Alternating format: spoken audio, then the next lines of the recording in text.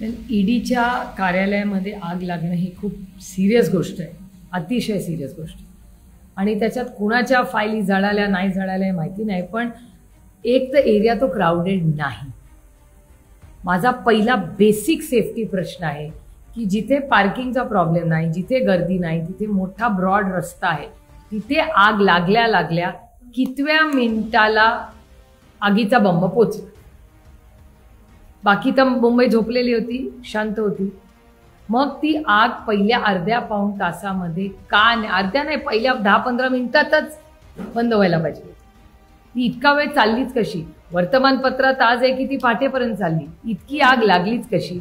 मग या बिल्डिंगमध्ये काय फायर सेफ्टी नाही का? ती सरकारी बिल्डिंग असेल, एका सरकारी बिल्डिंगमध्ये मग ऑडिट झालं नाही का? फायर ऑडिट झालं नाही का त्या बिल्डिंग? एवढी महत्त्वाची ईडीची बिल्डिंग, तिथलं फायरची पोझिशन काय, तिथे आगीचा बंब उशिरा गेलाच कसा, असे महत्त्वाचे कागद. आणि तुम्हाला कसं माहिती या 4-5 लोकांचे कागद जळाले? मग याची बॅकअप आहे का? एवढं डिजिटल जग झालेलं आहे. मग डिजिटल तुमचा साधा मोबाईल हरवला तर तुम्हाला त्या क्लाउडमधून माहिती मिळते. मग जर एवढं टेक्नॉलॉजी आणि AI आणि काय काय चालू आहे, मग या फाईल जळाल्या तरी त्याचा बॅकअप असला पाहिजे ना. आणि नसला त्याची बी शॉकिंग.